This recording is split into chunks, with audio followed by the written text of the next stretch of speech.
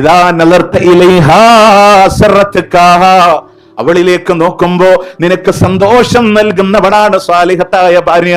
നോക്കുമ്പോ സന്തോഷം കൊടുക്കുന്നവളാണ് സാലിഹത്തായ ഭാര്യ. ജോലി കഴിഞ്ഞ് തിരിച്ചു വരുന്ന ഭർത്താവിന് തട്ടത്തിന്റെ തലപ്പ് കൊണ്ട് നെറ്റിത്തടത്തിലെ വിയർപ്പ് തുടച്ചു കൊടുക്കുന്ന സാലിഹത്തായ ഭാര്യ. അതായത് അതിന് മലയാളത്തിൽ ഒന്ന് പരിണമിച്ചു പറഞ്ഞാൽ പരിഗണന കൊടുക്കുന്നവളാണ് സാലിഹത്തായ ഭാര്യ. ഈ പരിഗണന മക്കൾക്കിടയിലും കുടുംബത്തിൽ എല്ലായിടത്തും ഉണ്ട് കേട്ടോ.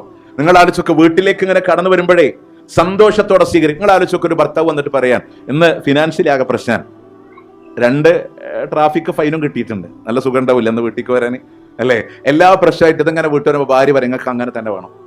ആ ഭാര്യയോട് എന്തൊരു മഹബത്ത് ഉണ്ടാവുക.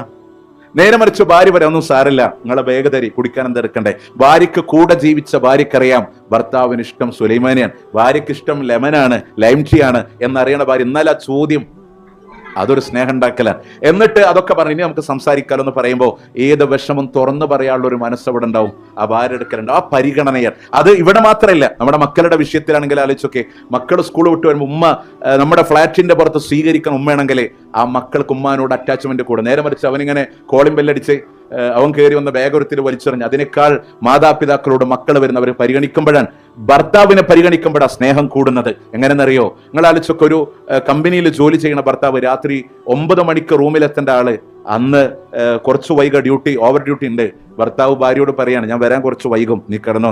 നിങ്ങൾ ആലോചിച്ചൊക്കെ ഒരു 11 മണിക്ക് അയാള് ജോലി കഴിഞ്ഞ് വീട്ടിലേക്ക് ഇങ്ങനെ 11-11:30 വരുമ്പോ അദ്ദേഹം കാണാണ് ഉറങ്ങിക്കോളാൻ പറഞ്ഞ ഭാര്യ പോലും സോഫയിൽ ഇരുന്നിട്ട് ഇങ്ങനെ ഉറങ്ങണ ഒരു അവസ്ഥ കണ്ടാലേ, തനിക്ക് വേണ്ടി അവൾ കാത്തിരിക്കുന്ന ഒരു സാഹചര്യം കണ്ടാൽ, പിന്നീട് ഒരു ഓവർ ഡ്യൂട്ടി വരുന്ന സമയത്ത്, നിങ്ങളുടെ ആലോചിച്ച് ഓവർ ടൈം ഡ്യൂട്ടി വരുന്ന സമയത്ത് 9:30 ആകുമ്പോഴത്തേനും കോഴീനെ കൂട്ടിലിട്ട പോലെ അവൻ കിടന്നിങ്ങനെ. കാരണം എന്താ, എനിക്ക് വേണ്ടി ഒരാൾ അവിടെ കാത്തിരിക്കുന്നുണ്ടല്ലോ, ഞാൻ ഉറങ്ങാൻ പറഞ്ഞാൽ അവർ ഉറങ്ങില്ലല്ലോ എന്നൊരു വേദന നമ്മുടെ ഉള്ളിൽ ഉണ്ടാവുന്നത് എന്തുകൊണ്ടാണ്? ആ പരിഗണനയുള്ളിടത്താണ്